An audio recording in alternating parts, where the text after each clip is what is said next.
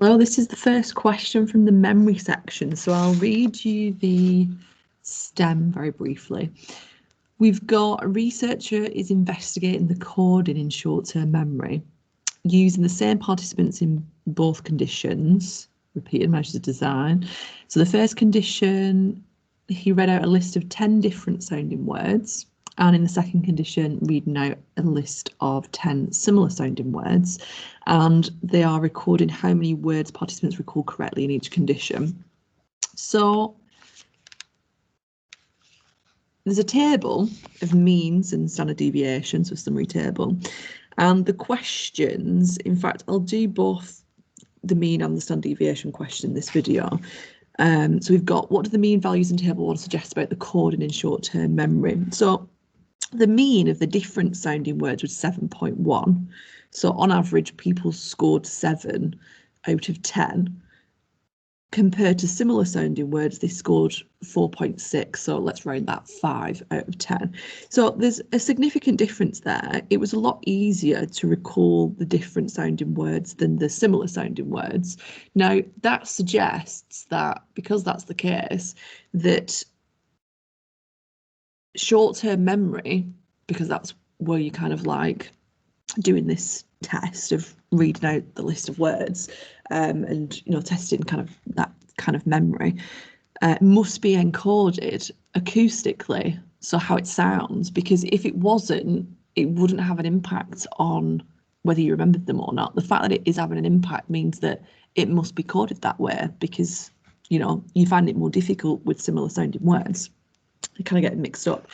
So it wants you to actually give an answer about the coding in short-term memory. That's really what you should be starting your first sentence with.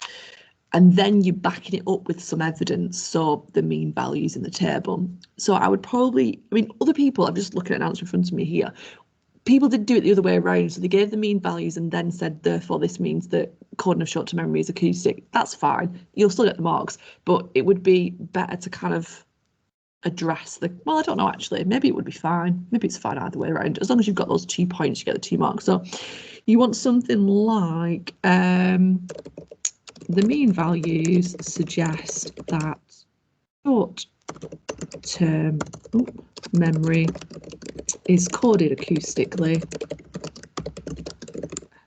and as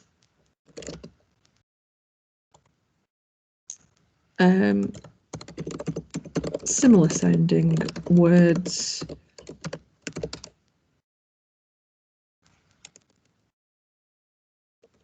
were more difficult to recall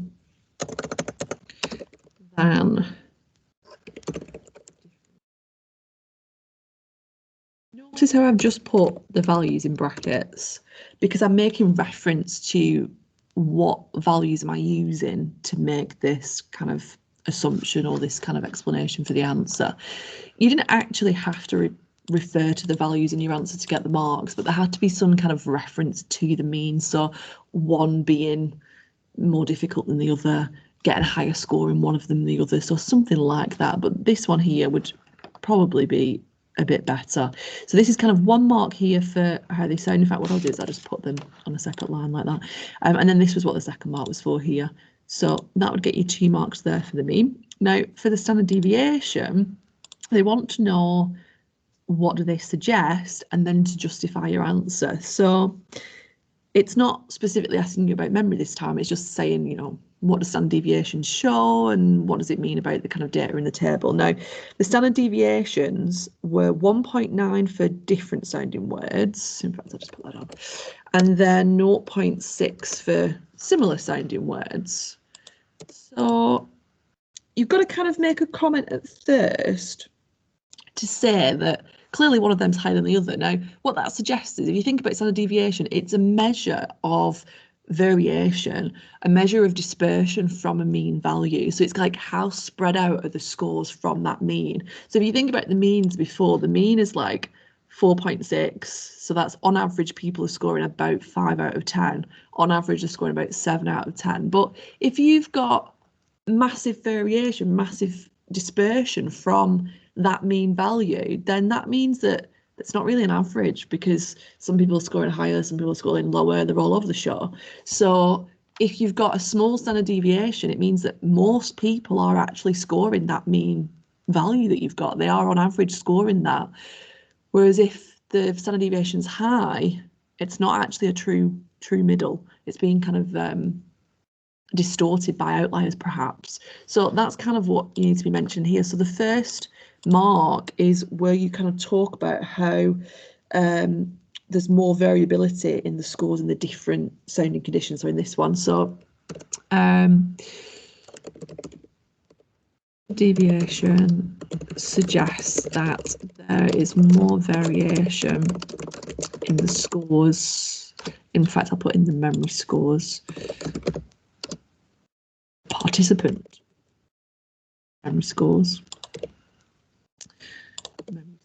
Standard deviation says there's more variation in the participant memory scores for the different sounding words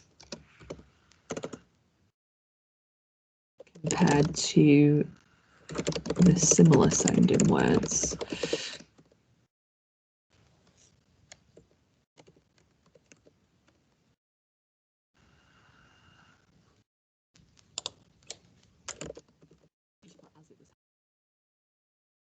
So that there will get you 1 mark. Oh, in actual fact, no, that's 2 marks. That's 2 marks. So the first mark is for saying that standard deviation suggests that there's more variation for the different sounding words. So that's 1 mark there. And then you need to make some reference to the value. So as it was higher compared to the similar sounding words. Again, you don't necessarily need to put the values in. AQA are fine. They're like, yeah, just say that one is higher compared to the other one. And that's basically, I think, all that they had to, all that you had to put for this one. Yeah, that's it. So that was a really nice, easy answer, which a lot of you didn't do because you didn't revise standard deviation. So you need to make sure that you know like what standard deviation is, what it shows, and this keyword variation, or even like spread, but variation is probably better. And that you're just mentioning, you know, what it is, so the different conditions, or different sounding words, similar sounding words, and saying that one's higher than the other. That's literally all you've got to do.